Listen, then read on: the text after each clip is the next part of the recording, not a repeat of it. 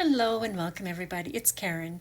I'm glad you've stopped by today. I've got a couple of aquatic cards to share today. So here I'm using that Build an Ocean die set, and I've cut out some of the coral and seaweed. Now I've cut this from this mermaid 6x6 paper pack, and I'm adding on some distress spritz spray. So this one is peacock feathers onto the bluey green seaweed. And then for the coral, I've used fossilized amber, spiced marmalade, and picked raspberry, I believe. And I'm just adding those on randomly. Now, if you don't have the spray stains, you could just add ink if you wanted, or you could leave it the way it is. So here it is when it's dried. Now you can see that I'm also using the Best Fishes stamp set. And I've got a couple of the sharks from the Lookin' Shark stamp set as well. And that background you can see there, it's all from the Mermaid 6x6 papers. Okay, so for my first card, it's going to be a shaker card. I'm using that Mix and Match marquee die set, and I've die cut 3 frames here and a 4th one, which I've backed with some acetate. So I'm putting my background down on my A2 sized card here, and then I'm gluing on this stacked up frame. So I think I had 3 stacked outline or frames there that I'm stacking on. And I'm just adding in some of that coral and seaweed, and because it's going to be a shaker, I'm going over it with my anti-static powder tool or bag there. And I'm adding in some mica flakes here and some old sequins, and I think I had some, I don't know, some shiny bits from Michael's there. But then I'm adding glue, and I'll add my top layer on top of that to make a shaker. Oh, and I added the fish in too. I glued them in. So there you can see it shaking away. And then I'm adding this little shark to the front. And from that Cutie ABC die set, I have cut the word lunch with a question mark. And I just thought that was really quite fun with that shark there. But sadly, I covered up his little hands, as they were in his mouth there. But there's the card. So that was my super easy card. Now this one is a card style I love. It's an acetate bendy card. It's a 5x7, so there's my 5x7 inch card base. And then from the pattern paper, that same mermaid paper, I cut this piece, and it's 5x5.5 inches. So I'm going to put this right on my 5x7 base. I'm going in 3/4 of an inch on the left, and it will be in 3/4 of an inch on the right. So I'm just gluing that in place, and then I'm going to score at 3/4 of an inch, 6¼ inches. So that's right beside that pattern paper. And then I will score the whole card in half at 3½ inches. So right there. Now we're going to bend that middle fold. I don't score this, but you do want it to bend. So that was a valley fold, and these are now mountain folds on the outside edges, both of them. And so that we've got a couple of pieces now of pattern paper. This was actually left over from the first card, so that's why I chose it. But they're 5 inches tall by 3/4 of an inch wide, and they will go on the outside edges. Now I've got a piece of acetate that is 5 inches tall by 6 inches wide, and I'm going to score that with a stylus just 1/4 of an inch in from each end. And this is just going to give us a tab where we can attach some double-sided adhesive tape.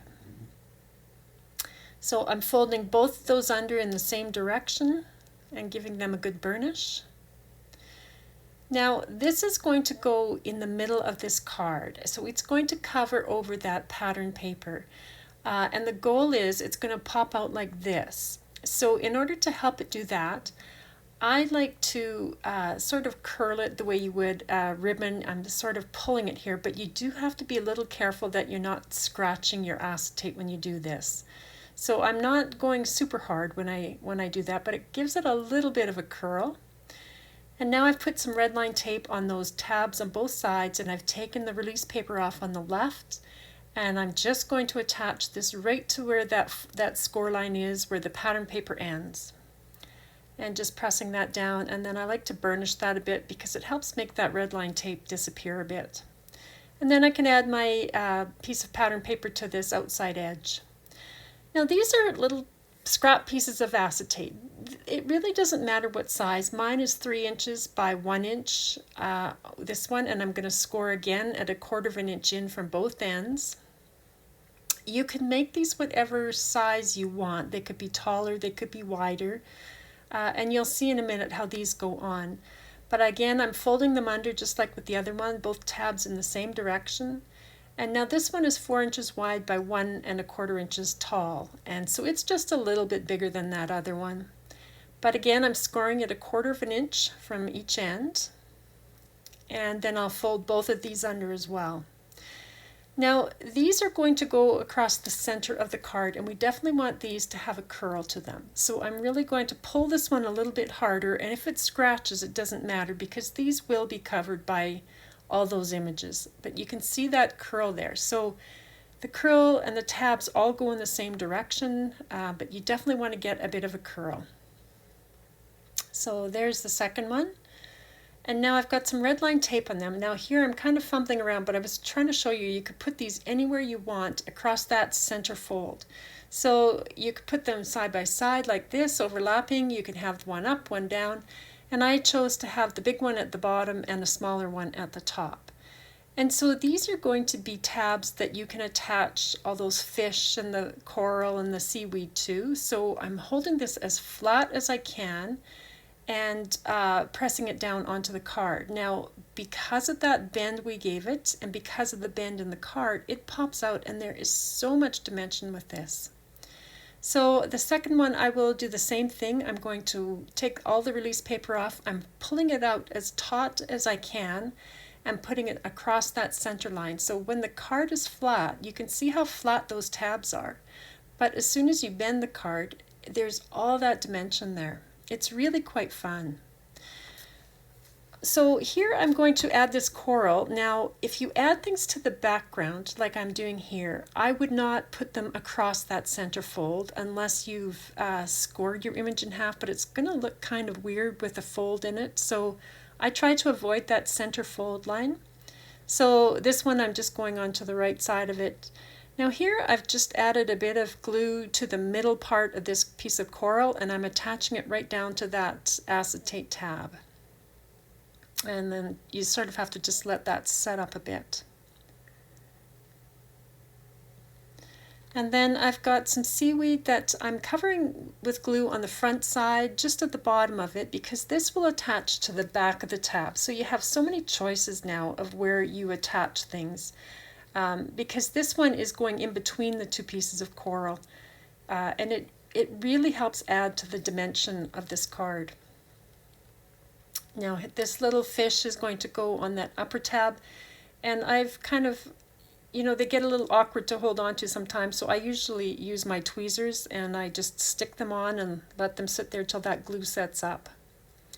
Now with this fish, I want him to go on the front piece of acetate, so again I'm putting glue just around the outside edges, and I will attach him right to the front, so I can kind of position this one where I want it to go, and then just close the front piece of acetate down, and he will glue right to the front of the card. So again, he's going to be even further forward than the coral in the background, so it really adds to the depth of this card. Now I'll show you in a minute what I do to get rid of any extra glue on the acetate. But here you can see I've been attaching some of the images to the back of the front bendy acetate. Others are attached to the actual background itself. And then the other images are attached to front or back of those acetate tabs that we put in. So just lots of fun, this card. It really amazes me every time I make one how much depth there is to this. Now, if you did get any extra glue, I use a bit of isopropyl alcohol. I just put it a little bit on a paper towel and wipe off the glue. And then I usually take a dry piece of towel and just wipe off after that, and it comes off really well. So you have a nice clean acetate. Now, to stick this down, this card is going to go completely flat. So you can see there how flat it will go.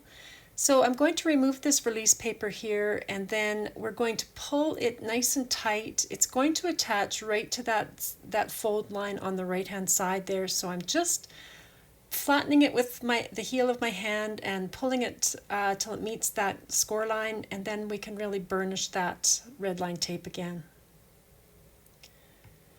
And then I'm going to attach that second strip of pattern paper to the right hand edge. And I have this shark from the Lookin' Shark stamp set, and he's just having a great time. He's looking at lunch again too. So there's the sentiment. I just cut that out to be a bit of a speech bubble. So that's the close-up of the card. Now, it is so much fun, and you know, I've shown it to my husband and my son, and they love these cards. You know, they're just different. They're so not what you would get in a store. They're just full of dimension, and you can put so many things in them. It could be so many different themes, this. And you can see there, you don't have to have everything attached down, so that gives it even more dimension, but the front acetate protects any images that are not glued completely down. I've put some more of that pattern paper, the mermaid pattern paper, on the back, and just some white cardstock to write your message. And as you saw, it stands up beautifully and folds completely flat. So just a really fun card style. So there you go, guys. I hope I've given you a little inspiration for a couple of summertime cards. Thanks for stopping by. I hope everybody's having a great day. Talk to you next time. Bye.